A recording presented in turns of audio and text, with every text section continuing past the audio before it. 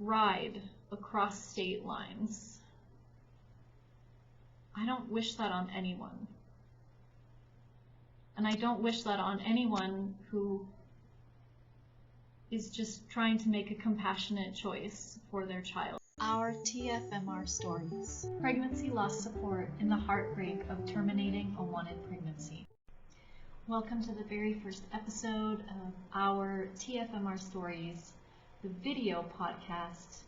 Before, these stories were only on YouTube, and now I will have them on both YouTube and on all places where you can find podcasts. For this first episode, I want to share my TFMR story, my story of termination for medical reasons, and how I lost my second baby in this devastating, heartbreaking way. I am also a TFMR mother, and I want to share my story with you today. I'll take you back to a book. So the reason that I'm even able to tell my story today is because I have done a lot of holistic healing work around all of the trauma and all of the grief that I've gone through after terminating my very, very wanted pregnancy in 2018. I'll come back to the diagnosis, but I want to take you to a time after the termination had already happened, after we had already lost our second baby, and I didn't know where to turn to, where to go, what healing I even needed. I had never been through any type of pregnancy loss. I had only lost, the closest person to me would have been my grandmother, my maternal grandmother at that point. And this grief was just so different. It was so intense. It was so profound. And on top of that, I was also dealing with a lot of trauma. So I went looking for resources, and I found a book called Heal Your Birth Story by Maureen Campion. And just the title of the book healed me. Because I was able to say, this was a birth. Even though it happened at 14 weeks, even though it was a D&C or D&E or however you define it, even though it was surgically managed, it was a birth. And there is an exercise in this book where you write out what she calls the NBD, your no big deal. So you write out your no big deal story. And so I wrote it out. It was only like 3 sentences long. Something about, we found out our baby was sick. We made the decision to terminate. I'm physically fine. And I looked at those sentences and I said, wow.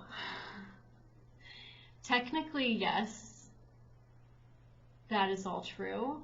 And there's so much more to this story. And if you've been through this kind of loss, I know that you know there is so much more to this story. And I think one of the other exercises in the book was, if you want to, after you write your no big deal story, you can write your real story. So I started writing, and then I wrote, and I wrote, and I wrote, and I wrote, and I kept writing, and I kept writing. And now I basically have a draft of a memoir all on my TFMR pregnancy loss, which I hope to eventually either self-publish or, maybe it could be picked up by someone. But this story, whether I end up telling it in a book or here on this podcast or here on this channel, I realize my story is not a no big deal story, and your story is not a no big deal story. So I realized that I had to share my story, I had to process my story, I had to work with my story, I had to work through my story, it had to come out somehow. I had to find a safe place to share my story. It was just oozing out of me. It still does, and it's still really hard to tell. I can go back a little bit to the details. So we had a scan, the 11-14 week scan, where they look at the back of the baby's neck and they check the nuchal translucency, and it was very high. And there were other abnormalities that were showing up on the ultrasound, and the doctor, he just went silent.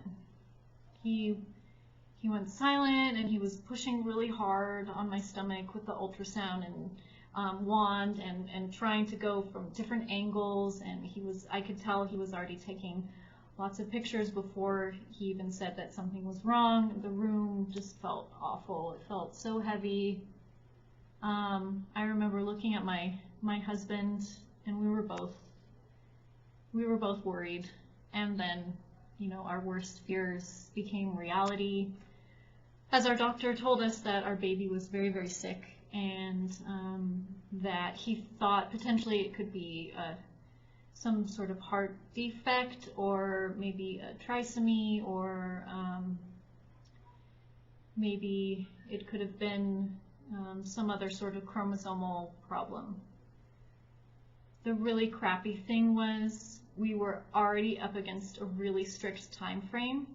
So I live in Mexico. I'm originally from California, but I was in Mexico. I live here. I was living here then, and in the state where we live, he laid it all out. He told us what he was seeing on the ultrasound. He told us that our baby already had swelling in different areas of her body, and that the swelling on the back of the neck was so bad that he would call it a cystic hygroma, and that he couldn't visualize nasal bone on the screen for her.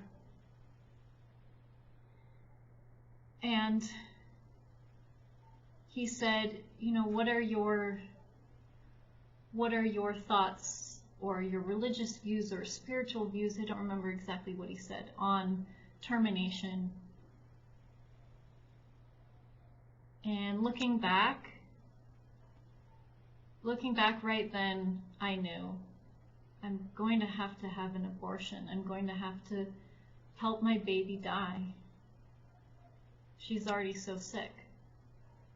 And that was the choice that we eventually made.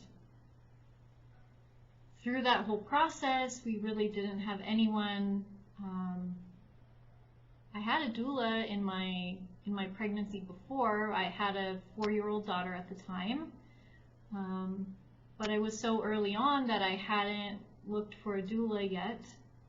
I had a midwife, but there's a whole nother story with that, and I'll go into that on a different episode, about why I didn't feel like I could count on her. We were alone, and the doctor said, if that's what you decide, get in contact with your gynecologist, and because we can't do it here in this state. So I was already kicked out of my state.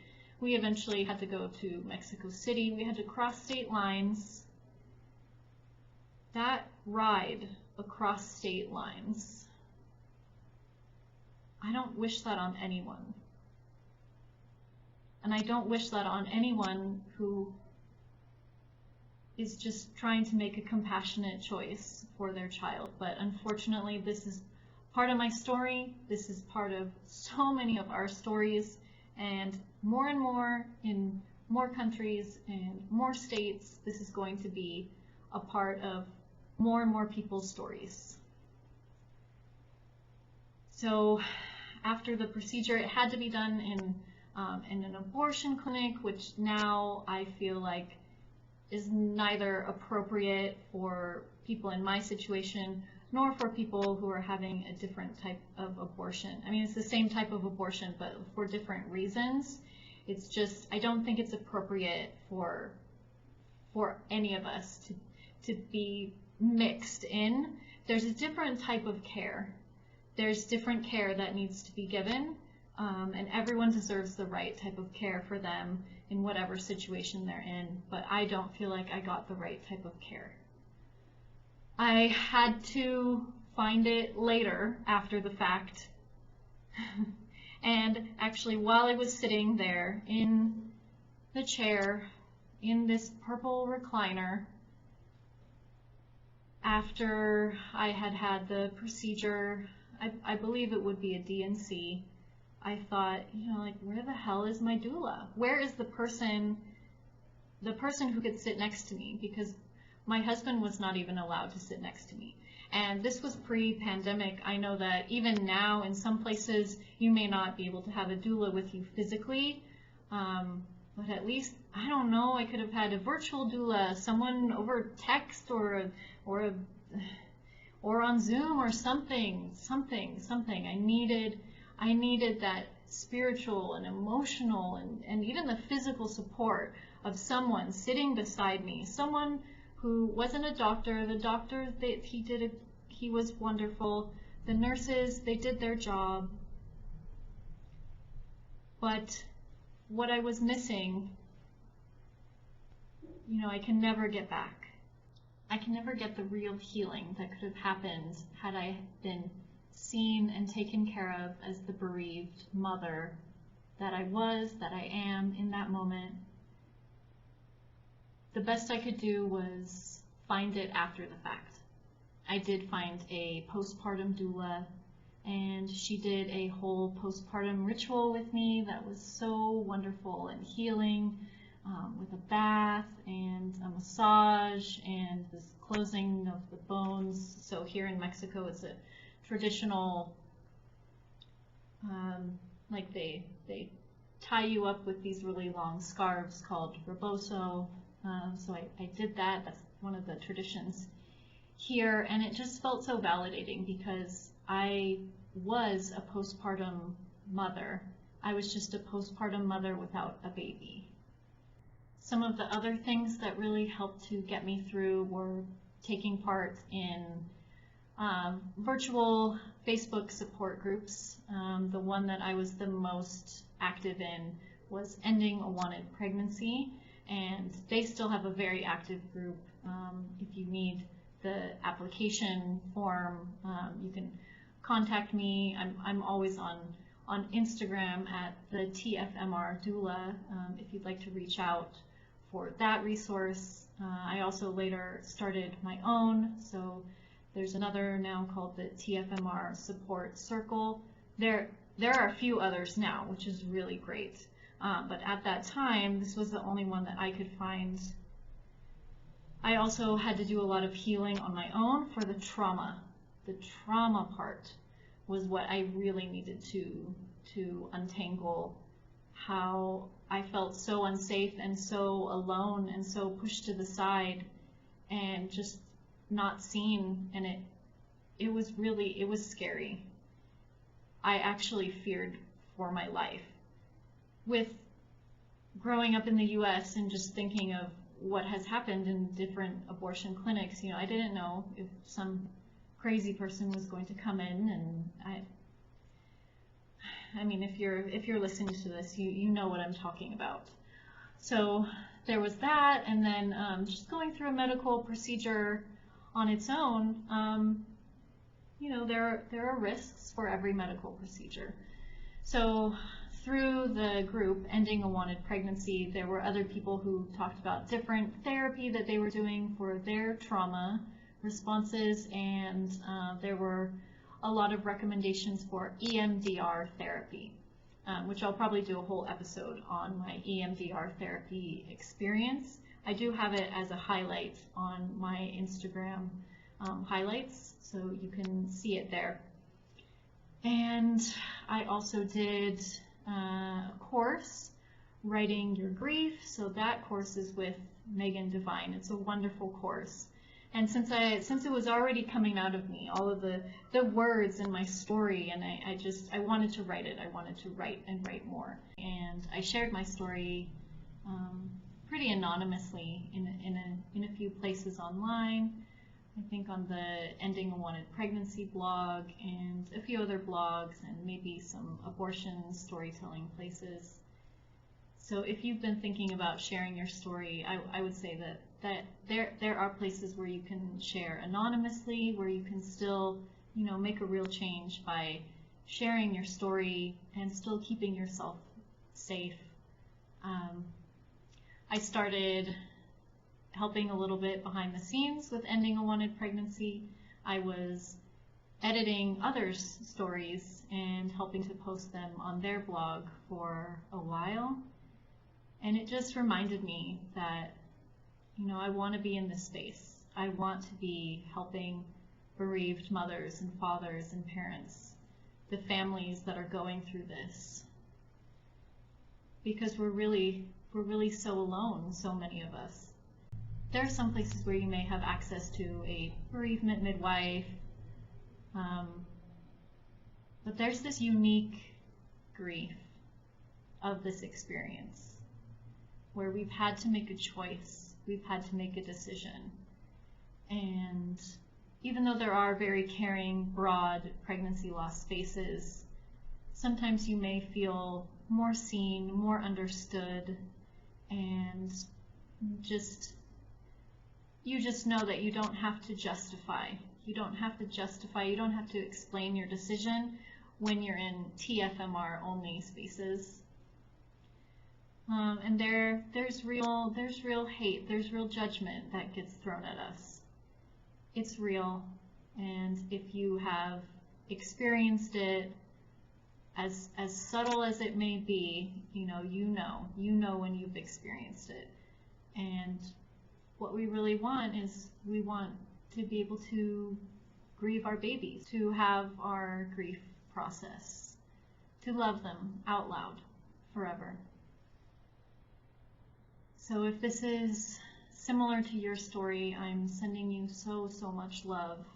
It's not anything that I ever thought I would go through, not anything any of us ever think that we'll have to go through. It was not in my birth plan to have an abortion of a wanted pregnancy, and I'm absolutely sure it wasn't in yours either. But this space here, this channel, this podcast, this is for you. This is a place where you can feel seen, understood, with no judgment. If you've enjoyed this episode, make sure to subscribe wherever you are listening to this so that you can be notified when new episodes come out. I will be releasing a few episodes per month, and if you are looking for extra support in the grief of TFMR, I also have a Facebook group called the TFMR Support Circle. You can find out more and apply to join at the TFMRdoula.com. I also have other downloads, real self-care and grief download that you may find helpful in this difficult time as you're wondering how to best care for yourself and grieve your baby. And I am sending you so much love, and I will see you next time.